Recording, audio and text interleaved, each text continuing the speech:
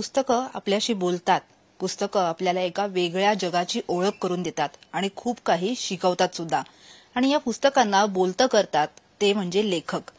अशाच एका लेखकांशी आपण गप्पा मारणार आहोत, ज्यांनी खूप वेगवेगळ्या पद्धतीची पुस्तकं लिहिलेली आहेत आणि खूप वेगवेगळ्या विश्वांची ओळख आपल्याला करून दिलेली आहे. मिलिंद बोकील सर आपल्याबरोबर आहेत. सर, सगळ्यात आधी स्वागत आहे तुमचं या खास कार्यक्रमामध्ये. सर, पहिला प्रश्न म्हणजे नेहमी आपण जेव्हा म्हणतो की लिखाणाची सुरुवात, लिहायचं आपल्याला हे काही कुणाला माहिती नसतं, ते उपजत कला असते किंवा त्यावर कष्ट घेणारेही लोक असतात. पण तुमचा लिखाणाचा प्रवास, एवढी पुस्तकं आज झालेली आहेत, पण सुरुवात कुठून झाली? तर लिखाणाची उर्मी ही प्रत्येकाला असते आणि जे जे लोक वाचत असतात त्या सगळ्यांना कधी ना कधी लिखाणाची उर्मी येतेच. तर माझी पहिली कथा ही 1981 साली प्रसिद्ध झाली. तिचं नाव होतं पुन्हा सूर्य पुन्हा प्रकाश. ती किर्लोस्करच्या फेब्रुवारी 81 मध्ये प्रसिद्ध झाली आणि तेव्हापासून मग लिखाणाचा प्रवास सुरू झाला असं म्हणता येईल. पण त्या सुरुवातीच्या काळात मी मुख्यत्वे करून कथा लिहित होतो आणि माझ्या इतर ज्या गोष्टी चाललेल्या होत्या त्याच्यातून कथा त्या पुष्कळ होत्या असं नाही, त्या वर्षातून एकदा एक दोन अशा होत्या. पण त्या कथा लिहायला लागलो आणि त्या प्रसिद्ध व्हायला लागल्या आणि मग तसा तुम्ही म्हणता तसा प्रवास सुरू झाला. एकीकडे तुम्ही जेपींच्या आंदोलनात होतात आणि दुसरीकडे तुमच्यातला लेखकही घडत होता. हे एकत्र झालं. तुमच्या पहिल्या पुस्तकाची गोष्ट काय आहे? नाही, तर आम्ही सगळे विद्यार्थी चळवळ जी जेपींची होती ती साधारणपणे 77 नाही ती 75च्या पासून सुरू झाली.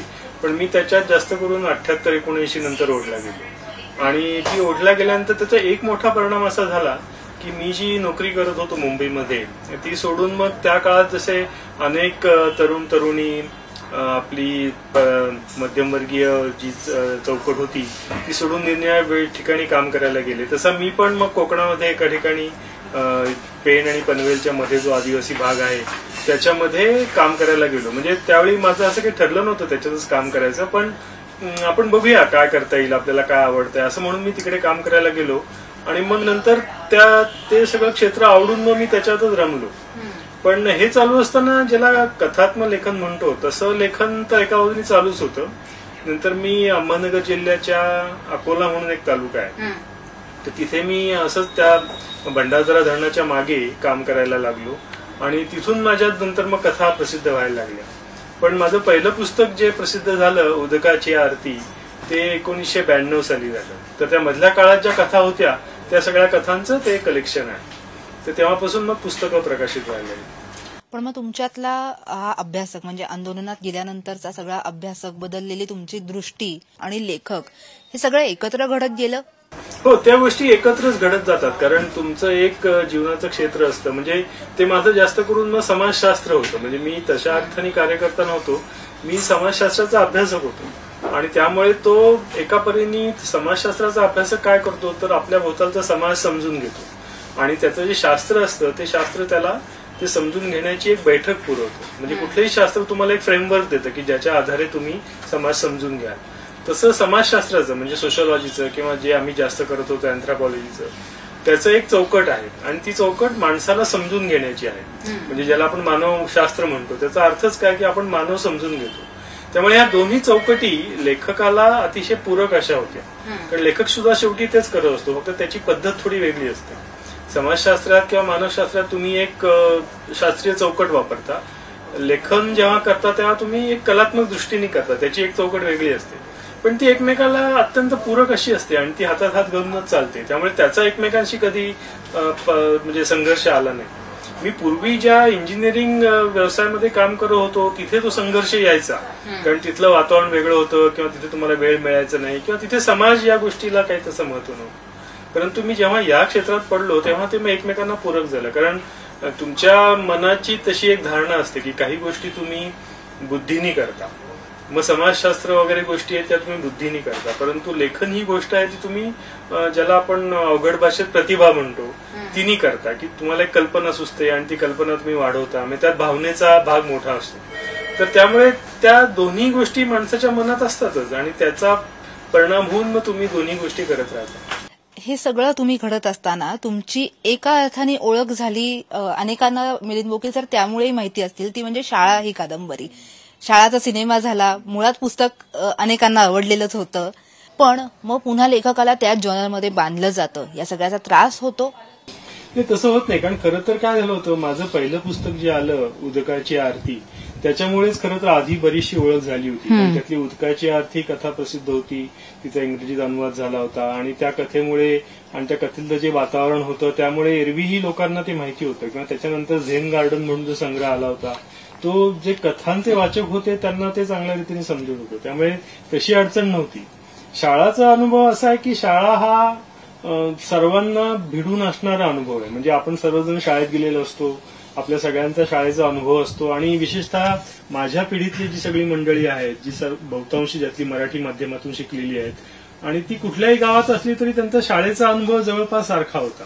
त्यामुळे ज्याला इंग्रजीत रांदेहू म्हणतो आपण, किंवा माझाच अनुभव त्याच्यामध्ये आहे, असं झाल्यामुळे तो एक इंग्रजीत ज्याला होलसम म्हणतात तशा प्रकारचा तो अनुभव होता. आणि म्हणून मग ती एक ओळख, विशेषतः मराठीमध्ये असं आहे की 2 पातळ्या पडतात, की एक जाणकार वाचक किंवा जे ठराविक वाचक आहेत ते, आणि दुसरं म्हणजे मग सर्वसामान्य वाचक ज्याला म्हणतो त्याला. तर ते शाळा हे बहुतेकांकडून वाचलं गेलं, मग सिनेमा झाल्यामुळे माहिती झाली, त्याच्यामुळे तो जो भाग असतो, तो जो वाचक वर्ग आहे तो वाचक वर्ग जास्त जवळ आला, तर असं म्हणता येईल. तर त्यामुळे जुन्या ओळखीचा आणि त्याचा काही संघर्ष झाला असं नाहीये, त्या एकमेकांशी पूरकच ठरल्या. एकीकडे तुम्ही हे सगळं भावविश्व मांडलंय, गवत्या, रण, दुर्ग या सगळ्या कथा कादंबऱ्यांमधनं एका वेगळ्या विश्वात तुम्ही लोकांना घेऊन जाता, आणि दुसऱ्या बाजूला मात्र कहाणी पाचगावची, मेंढालेखा, कातकरी, ज्यात कातकरी समाजाचा अभ्यास तुम्ही मांडलाय, तुमचे अनुभव मांडलेत, यासारखी पुस्तकं लिहिलेली आहेत. हे जाणीवपूर्वक केलं का ओघात होत गेलं? ते काही प्रमाणात जाणीवपूर्वक केलं. म्हणजे जेव्हा मी स्वतः पीएचडी केली समाजशास्त्रामध्ये, तेव्हा माझ्या असं लक्षात आलं की मराठीत चांगलं समाजशास्त्र लिहिलं जात नाहीये. म्हणजे त्यासाठी तुम्हाला समाजशास्त्र किंवा मानवशास्त्र बघायचं झालं तर तुम्हाला पुन्हा 2च व्यक्ती आहेत, एक दुर्गाबाई भागवत आणि इरावती कर्वे. त्यांच्याशिवाय कोणी मराठीत असं लिहिलेलंच नाहीये. आणि विशेषतः त्यांचे विषय तरी वेगळे होते, परंतु तुमच्या भोवताली जे सगळं घडत होतं, जो ग्रामीण समाज होता, दलित समाज होता, आदिवासी समाज होता, त्यांच्याबद्दल मराठीत असं कोणी लिहिलेलं नव्हतं. त्यामुळे मराठीत सोशॉलॉजी अशी काही कोणाला वाचायला मिळत नव्हती. त्यामुळे मला ती एक पहिल्यांदा प्रेरणा झाली. आणि त्याचं कारण थोडं वेगळं होतं की इंग्रजीमध्ये जे प्रसिद्ध समाजशास्त्रज्ञ आहेत डॉक्टर एम.एन. श्रीनिवास, त्यांचं एक पुस्तक माझ्या वाचनात आलं. त्याचं नाव होतं फील्ड अँड फील्ड वर्कर. तर श्रीनिवासांची गोष्ट अशी होती की त्यांनी पीएचडीचा सगळा प्रबंध तयार केला आणि काही कारणामुळे तो आगीत जळून गेला का काहीतरी त्याला झालं, म्हणून मग त्यांना आता पुन्हा सगळं लिहायचा प्रश्न आला. मग त्यांनी खऱ्या अर्थाने आपले अनुभव जे होते ते लिहून काढले आणि ते पुस्तक जास्त लोकप्रिय झालं. तर माझे असं लक्षात आलं की मी जेव्हा पीएचडी केली तेव्हा मी त्या पाणी वाटपाच्या संस्था बघत होतो, तर त्याच्यातल्या काही काही घटना हे अक्षरशः कादंबरीसारख्या रम्य होत्या. म्हणून मग त्याच्यावर मी पहिल्यांदा लेख लिहिला. त्याचं नावच उदक चालवावी युक्ती असं होतं, कारण ही तुकारामाची पंक्ती आहे आणि त्या सगळ्या गटामध्ये ज्या गोष्टी घडत होत्या त्या मी त्याच्यातून लिहिल्या. मग माझ्या लक्षात आलं की ही पण एक चांगली सोशॉलॉजी आहे आणि ती आपण लिहायला पाहिजे. क्षितिजापारचे समाजमध्येही तुमची याच अभ्यासाची ओढ कायम दिसते. जसं तुम्ही इथे कातकरी लिहिलेत तसं त्या पुस्तकामधनं ऑस्ट्रेलियामधल्या आदिवासींबद्दल मांडणी केलेली आहे.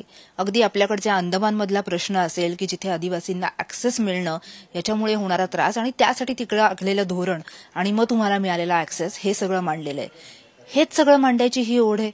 हो बरोबर आहे. ते काय झालं की परदेशातले समाज बघण्याची मला एक शिष्यवृत्ती मिळाली होती, ती विशेषतः ज्याला एन्व्हायरमेंट डेव्हलपमेंट म्हणतात तशा प्रकारची. मग त्यानिमित्ताने परदेशात जाणं राहिलं. मी फिलिपिन्समध्ये एका कॉन्फरन्सला गेलो होतो. तर फिलिपिन्समध्ये आमच्या ज्या मित्रसंस्था होत्या त्यांनी मला अत्यंत दूरच्या त्या आदिवासी भागात, जिथे ती डोंगर उतारावर भातशेती करतात, तिकडे नेलं. त्यामुळे मी ते बघायला लागलो आणि मग त्याच्यानंतर हे परदेशी समाजांवरचे लेख मी लिहायला लागलो आणि त्याला थोडंसं प्रवास वर्णनात्मक असं डूब होती त्याला. आणि मग ते लिहायला लागल्यानंतर मग जसे जसे संधी मिळत गेल्या तसतसं त्या समाजांबद्दलच्या मी लिहिल्या. तर त्यातले पहिले लेख जे आहेत ते समुद्रापासून समाज या पुस्तकात आहेत आणि त्याच्यामध्ये मुख्यत्वे करून हे समाज कसे आहेत, त्यांच्यासमोरचे प्रश्न कुठले, विशेषतः विकासात्मक प्रश्न कोणते, अशा तऱ्हेचे त्याच्यामध्ये आहेत. पण त्याच्यानंतर आपल्याला काही ना काही निमित्ताने संधी मिळत असते तर ते आपण बघत असतो.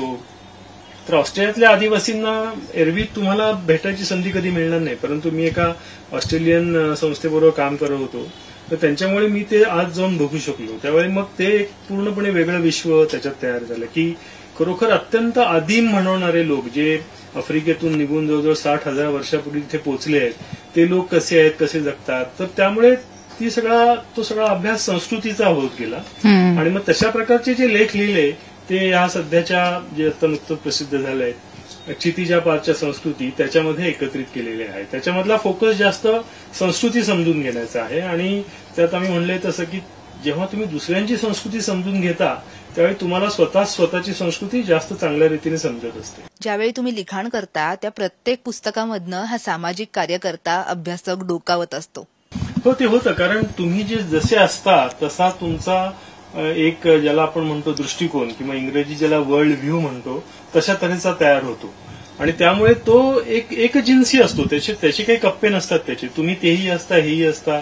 आता बरेच लोक असं म्हणतात की तुमच्या ह्याच्यातून तुम्ही लिंगभावाच्या बद्दल सुद्धा लिहिता बोलता, तर तो आमच्यावर संस्कारच झालेला आहे की एकंदर लिंगभावाचे शिक्षण आम्हाला मिळालेलं आहे. त्यामुळे आम्ही बघताना ती आमची लेन्स असतेच की लिंगभावाच्या दृष्टीतून बघणं. तशीच मानवशास्त्रामुळे समाजशास्त्रामुळे तो जो दृष्टिकोन होतो वर्ल्ड व्ह्यू तो सगळा तसा कायम तयार होतो आणि मग त्याचा परिणाम तुमच्या लेखनावर सुद्धा होतो. म्हणजे जरी कलात्मक लेखन असलं तरी सुद्धा त्या म्हणजे 3-4 गोष्टींनी लेखक ओळखला जातो ना. एक तर म्हणजे त्याचा वर्ल्ड व्ह्यू काय आहे, त्याचा दृष्टिकोन काय आहे, दुसरी त्याची शैली काय आहे की कुठल्या तऱ्हेच्या शैलीने लिहितो, तिसरा कोणता आशय तो व्यक्त करतोय आणि चौथी त्याची भाषा कोणती आहे. म्हणजे त्या प्रत्येक पुस्तकाला पुन्हा आपली आपली एक भाषा असते किंवा तो जो अनुभव असतो तो एका विशिष्ट भाषिक पद्धतीने व्यक्त होतो. त्यामुळे ह्या 4ही गोष्टींचा संगम होऊन एखादा लेखक तयार होत असतो. त्यामुळे जे त्यांनी एरवी पाहिलेलं असलं, अनुभवलेलं असतं, ज्या त्याच्या आपण ज्याला आस्था म्हणू त्या असतात, त्या सगळ्या लेखनातून अर्थातच व्यक्त होतात. साहित्यिक आणि राजकारणी यांच्या नात्याबाबतही तुम्ही ठाम भूमिका घेतलेली आहे. हे सगळं घट्ट विणलेलं वर्तुळ आहे. अशा तशी भूमिका मांडणं याचा त्रास होईल असं कधी वाटलं नाही का?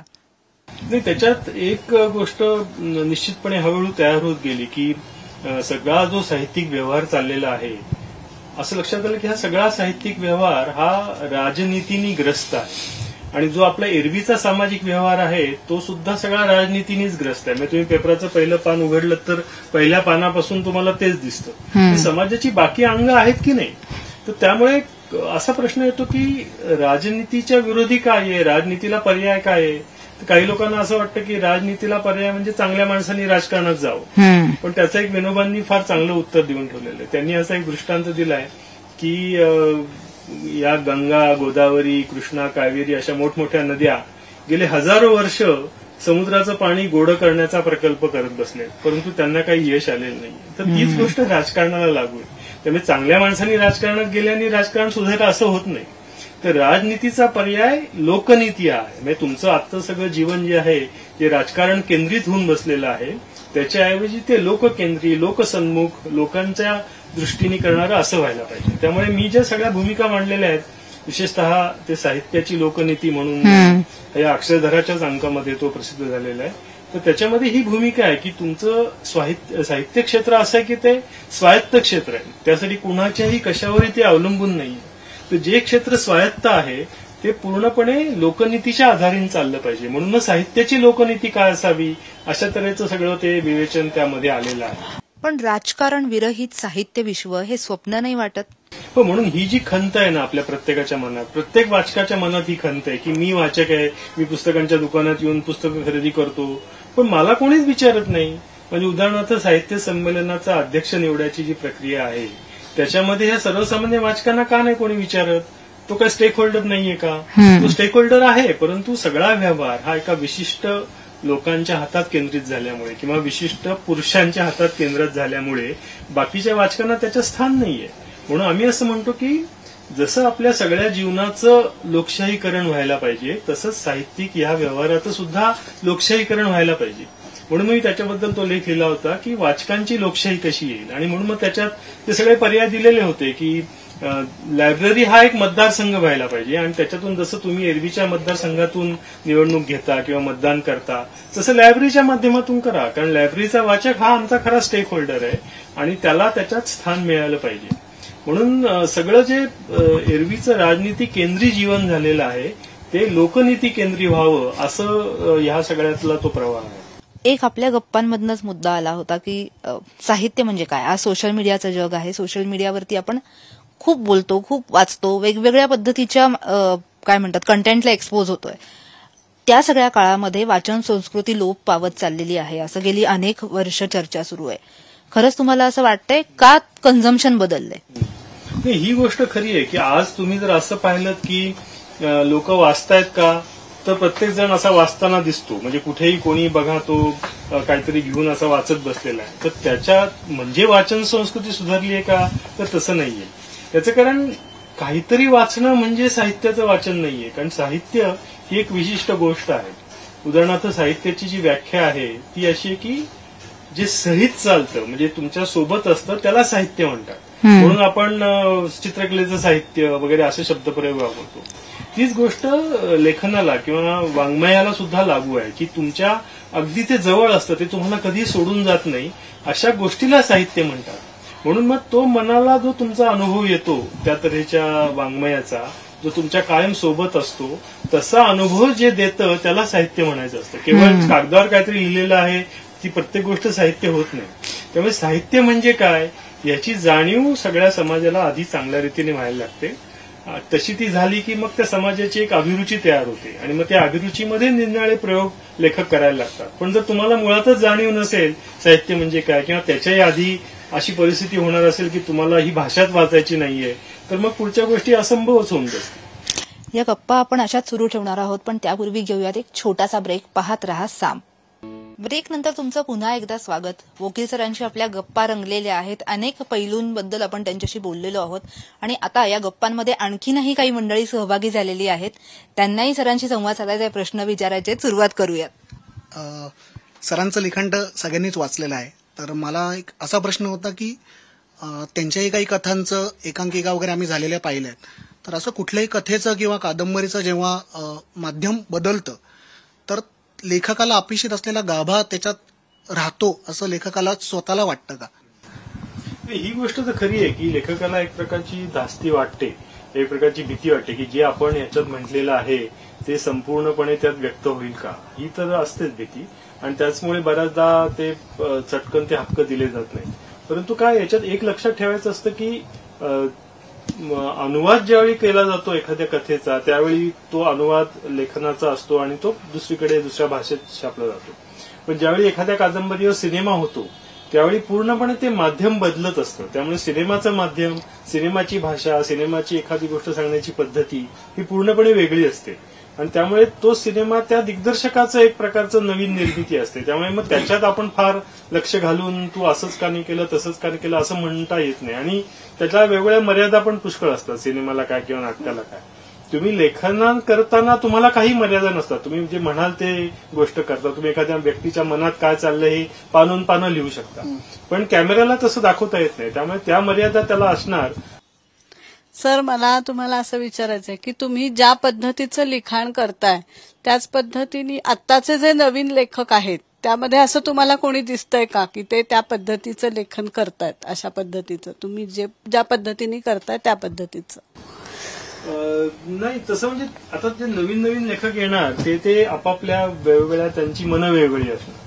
आणि हे सगळी शेवटी हा मनाचा खेळ आहे. जसं तुमचं मन असतं, जसं तुमच्यावर संस्कार असतात तसं तुम्ही व्यक्त करतात. त्यामुळे एका दृष्टीने चांगलं आहे की त्यांनी आमच्यासारखं कोणासारखंच करू नये. त्यांनी त्यांच्या पद्धतीने केलं पाहिजे, तर ती मराठी भाषा जास्त चांगली होईल ना. एखाद्या आपण बागेत जातो तर निरनिराळ्या प्रकारची झाडं असली तर आनंद होईल, एकाच प्रकारची झाडं असली तर चांगलं होणार नाही. त्यामुळे प्रत्येक लेखक थोडासा त्याच्यावर परंपरेचा संस्कार असतो. आपल्या मराठी भाषेची एक जी व्यापक परंपरा आहे तिचा एक त्यांनी नाळ जोडलेली असते. परंतु पुन्हा प्रत्येकाने आपापल्या तऱ्हेने युनिक पद्धतीने केलं पाहिजे. त्यामुळे ते वेगळं असलं तर जास्त चांगलं. जनाचे अनुभव पुस्तकामध्ये मला वाटतं त्या धरमतरच्या का कुठलं खाडीचं तिथलं आणि त्याच्या अनुषंगाने होणारा विकासाच्या एक डेफिनेशन तुम्ही वेगळ्या पद्धतीने मांडल्या आहेत.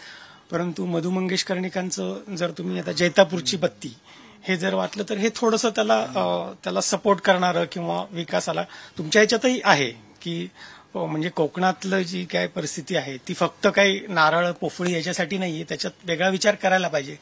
पण तो विषय मांडताना तुम्ही त्याला एक असा एक छानपैकी बेस दिलेला आहे की तो समोरच्या वाचकाला तो पटतो. किंवा त्याच पुस्तकामध्ये पाटण आणि त्या धरणात विस्थापित झालेल्या लोकांचे प्रश्न आहेत. म्हणजे त्याच्यामध्ये आणखीन वेगळं मांडलं की जंगल महत्वाचं की माणूस महत्वाचा आपल्यासाठी.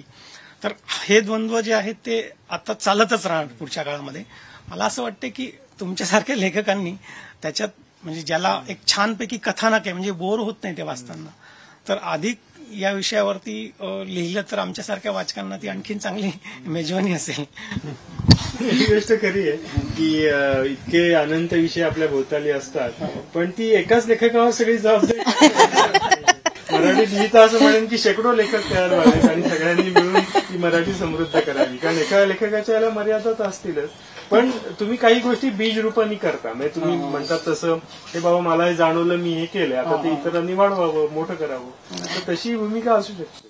सर, जाता जाता मला वाटतं अनेकांनी तुम्हाला हा प्रश्न विचारलाही असणार आहे की चावून चोथा झालेला या अर्थाचा हा प्रश्न म्हणता येईल.